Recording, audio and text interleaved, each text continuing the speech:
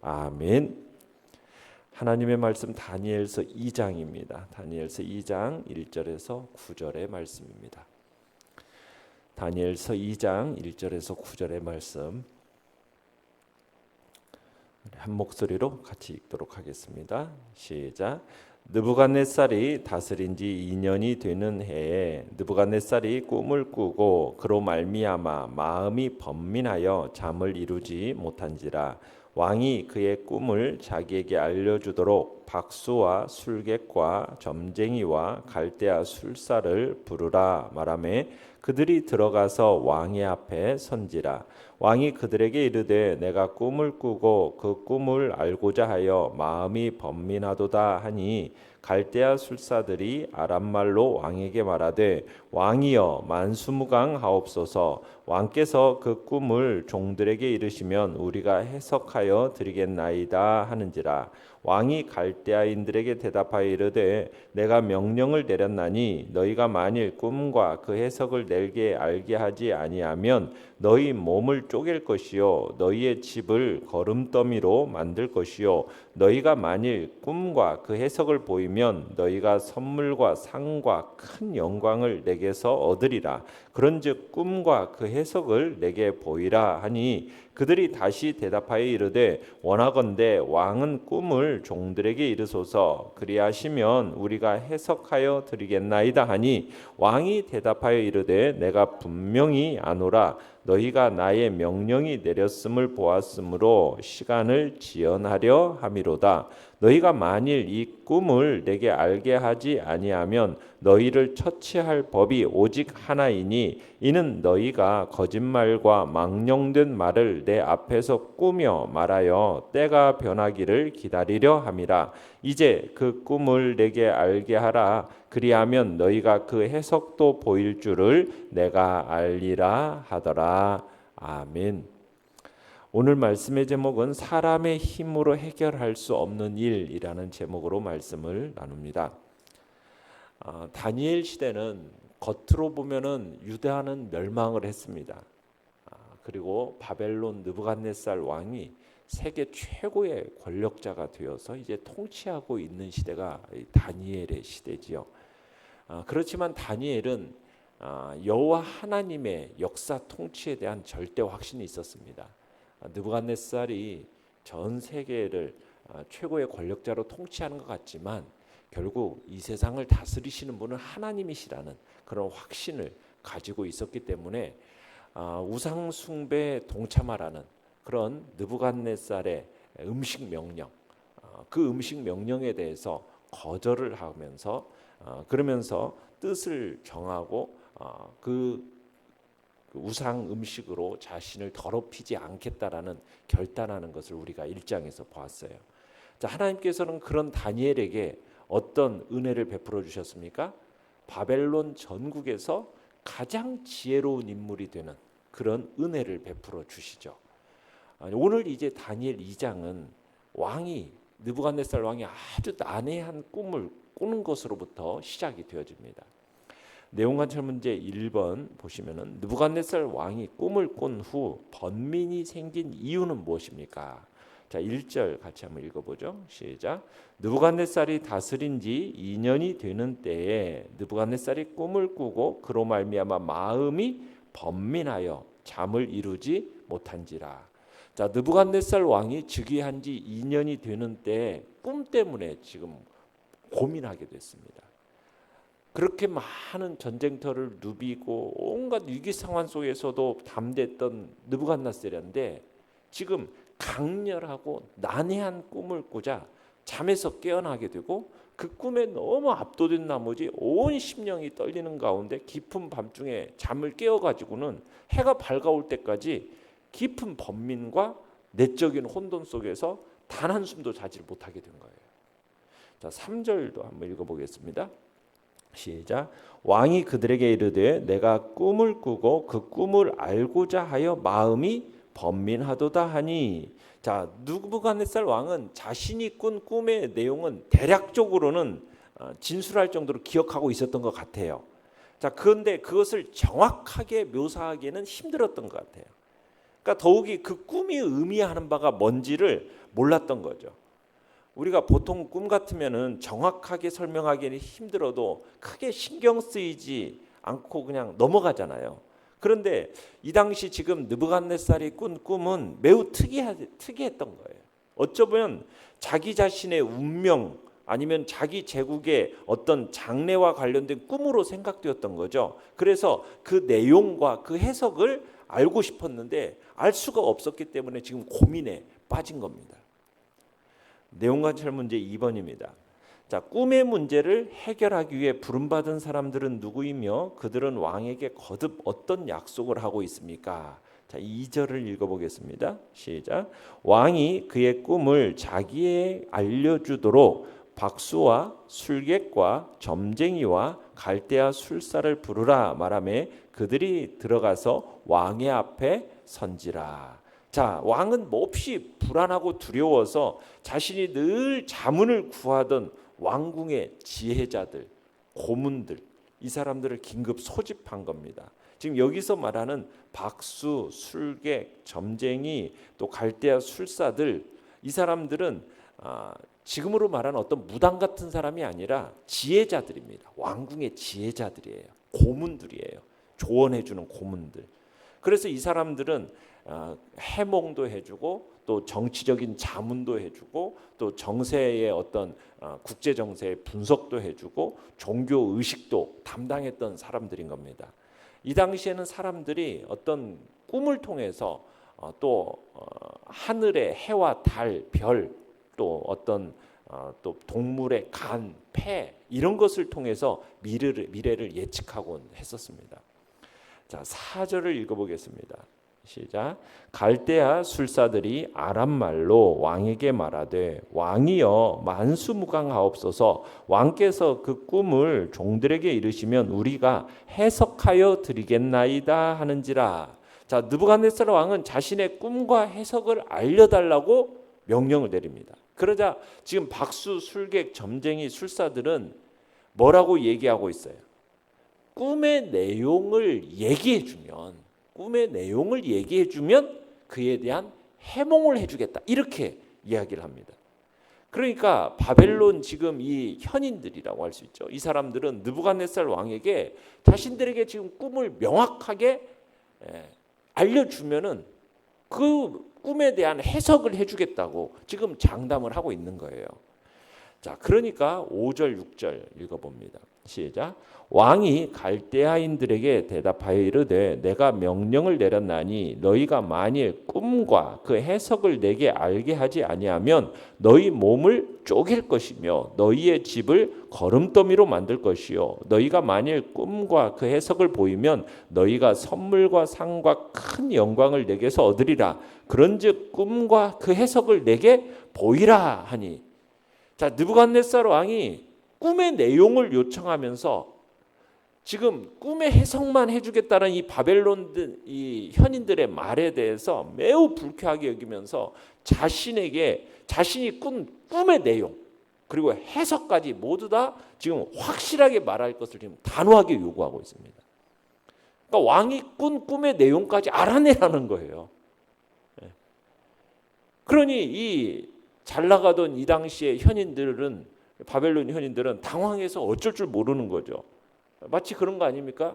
시험관이 내가 내고 싶은 문제가 있는데 너희들 그 문제가 뭔지 한번 맞춰봐.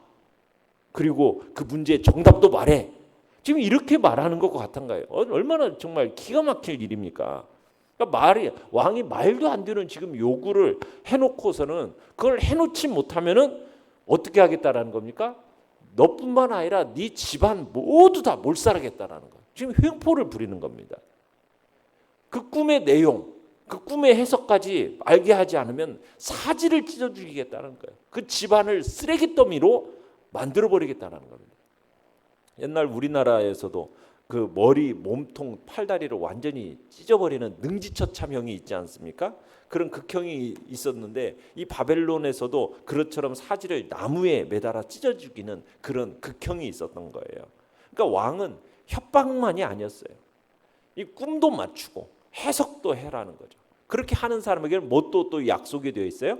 상급과 영광까지도 또 약속을 해놓습니다. 그러자 이제 7절을 읽어봅니다. 7절 시작.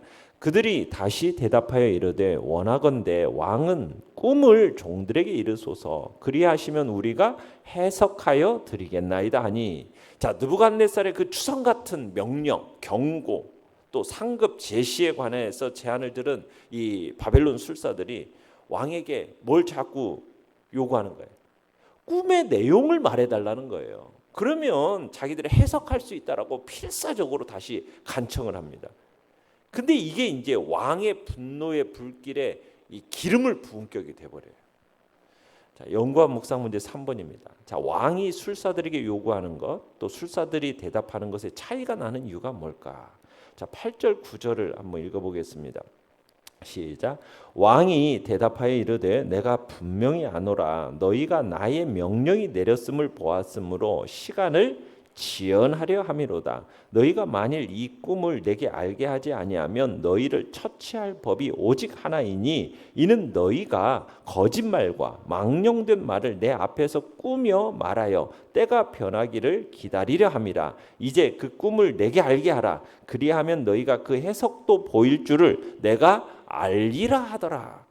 자, 느부갓네살 왕은 이 갈대아 수술사들이 자신의 명령을 따르니까 계속해서 지금 꿈의 내용을 알려달라고 말하는 것은 이것은 너희들의 계산된 행위다라고 판단하는 겁니다. 그들이 자신들의 어떤 거짓됨과 무능함을 가리고자 지금 조금이라도 이 처형 시간을 지연해 보고자 일부러 지금 꿈의 내용을 말해달라고 요청하는 것으로 지금 판단하고 있는 겁니다. 그래가지고 왕은 이들이 지금 시간을 끌어서 그 위험한 수간을 적당하게 지금 넘어가려고 하는 것으로 지금 하거나 아니면은 다른 곳으로 도망하려는 어떤 술책으로 여기면서 무섭게 지금 질책을 하는 거죠. 그래서 분노에 이 사로잡힌 왕이 지금까지 자신이 총애하던 이 바벨론의 어떻게 보면은 현자라고 할 수 있는 현인들이라고 할 수 있는 이 사람들을 의심의 눈으로 추궁하기 시작하는 겁니다. 그러면서 지금까지 너희들이 했던 말들이 다 거짓말들이었고 망령된 말들이었으며 내 앞에서 다 꾸며낸 것이냐 막 그러면서 그렇게 하면서 적당히 지금 이 자리를 지켜온 거 아니냐 하면서 지금 이 갈대아 현인들을 막 추궁하면서 가는 거죠. 자, 느낀 점 4번입니다. 신하들에게 자신도 알지 못하는 그 꿈의 내용과 해석까지 요구하는 그 왕의 모습에서 무엇을 느낍니까? 여러분 너무 억지스럽다라고 느껴지지 않습니까? 직접 꿈을 꾼 당사자가 자신조차도 좀 제대로 알지 못하는 그 꿈을 지금 갈대아 그 술사들에게 알게 하다라고 요구하는 것은 정말로 억지스러운 요구죠. 억지스러운 요구.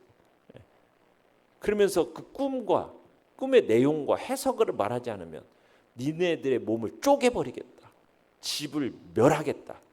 이건 잔인무도한 성경을 이 느부갓네살의 잔인무도한 성경을 대변하고 있는 겁니다. 자, 이런 행위는 어떻게 보면은 자신이 가진 권력을 남용하는 어떻게 보면 대표적인 신뢰라고 할 수가 있어요. 사람들 중에 그런 사람들이 있어요. 자신의 어떤 자리, 다른 사람보다도 좀 높은 자리, 우월한 자리, 이런 자리에 서 있다라고 생각이 되어지면은 다른 사람에게 해를 끼칠지라도 자기 자리에 있는 그 권력과 위치를 그러면서 사용해 가지고 막 다른 사람에게 불이하고 정당치 못한 일을 이렇게 손쉽게 자행하는 그런 사람들이 있어요. 자신이 강한 힘이 있다라고 여겨지고 또 힘이 있다라고 가지고 있다라고 생각하는 사람들이 좀 정당하지 못한 요구들을 그래서 그에 응할 수 없는 어떤 약자들을 고통당하게 하는 그런 일들이 얼마든지 우리 시대 속에서도 일어날 수 있는 일은 그리고 실제로도 이런 일들이 비일비재하게 일어납니다. 우리가 살아가는 이 삶의 자리에서 일어나는 이런 일들 앞에서 우리가 어떤 생각을 또 가지고 어떤 태도를 취해야 할지를 우리가 이게 어떻게 해야 할지가 너무나도 자명한 거예요. 우리에게 힘이 주어져 있거나 또 때로는 다른 사람보다도 높은 자리에 주어져 있다 한다면 그걸 가지고 나의 어떤 탐욕을 위해 사용하거나 내가 소유한 어떤 힘과 권세를 과시하는 데 사용해서는 절대로 안 됩니다. 내게 있는 이 힘과 능력과 권세를 가지고 다른 사람을 향하여 부당하게 괴롭힌다거나 힘들게 해서는 안 된다는 거죠. 그와 같이 행하는 자를 있다면 의로우시고 절대 주권자이신 하나님께서 반드시 그 행사에 대해서 다 지켜보고 계시고 그 뿌린 악의 씨에 대해서 폭행의 씨앗에 대해서 반드시 그대로 거두게 하실 겁니다. 그리고 우리는 우리에게 주어진 때로는 위치, 힘, 또 권력 이런 것들에 대해서 함부로 남용하는 일이 있어서는 안 되는 거죠. 어떻게 보면은 이 시대 속에서 가장 역겹고 혐오스러운 사람은 어떤 사람이냐? 자기보다 강한 자 앞에서는 참으로 한없이 약하게 굴면서 그러면서 자기보다 약한 자 앞에서는 한없이 교만하게 구는 사람.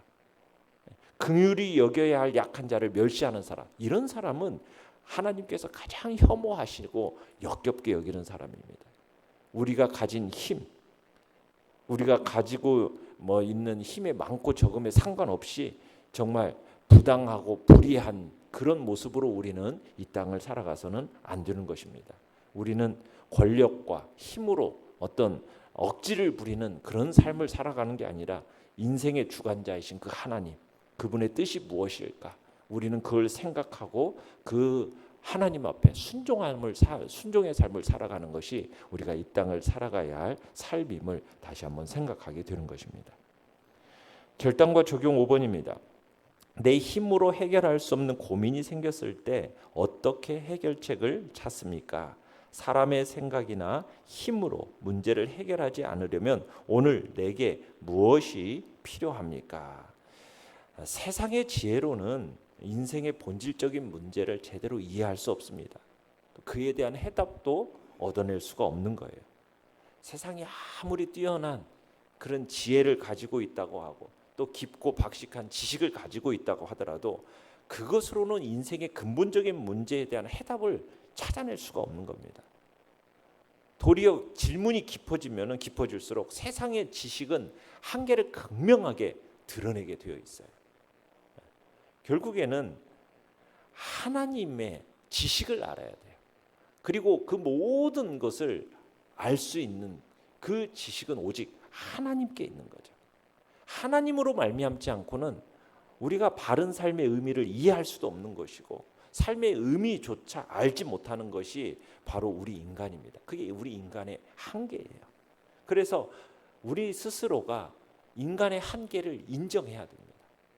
그리고 세상을 지으시고 또 사람의 마음의 깊은 곳까지도 다 헤아리시고 또 사람이 어디서 와서 또 어디로 가는지 이걸 또 다 섭리하시고 주장하시는 이 세상을 운행하시고 역사의 주관자가 되시는 그 하나님, 그 하나님을 인정하고 그 하나님의 깨닫게 하심을 구하는 삶을 살아가는 것이야말로 우리가 이 땅에서 지혜롭게 살아가는 길이요. 또 우리가 생겨난 고민을 해결할 수 있는 유일한 방책인 겁니다. 느부갓네살은 그 바벨론의 가장 뛰어난 지혜자들로부터 이 문제를 해결하라고 했지만 해결받을 수가 없는 거예요. 우리가 내일 보겠지만 결국 하나님을 아는 자 그리고 하나님을 통해서 이 모든 문제가 해결되어짐을 우리가 발견하게 되는 것입니다. 그러기에 오늘 하루도 우리가 우리의 역사의 주관자가 되시는 하나님을 인정하면서 하나님께서 우리의 삶의 그 모든 문제들의 해결자로서 선하게 이끌어 달라고 주의 뜻을 분별할 수 있는 은혜를 베풀어 달라고 이 시간에도 기도하며 나가시길 바랍니다. 오늘의 기도 같이 읽겠습니다. 시작. 세상의 비합리적인 논리를 따르지 않고 오직 하나님의 공의를 따르게 하소서. 아멘. 말씀을 생각하며 기도하시고 연약한 우리의 지체들을 위해서 기도해 주시기 바랍니다. 이 나라와 이 민족 위에 하나님의 긍휼과 자비의 역사를 놓고 기도해 주시기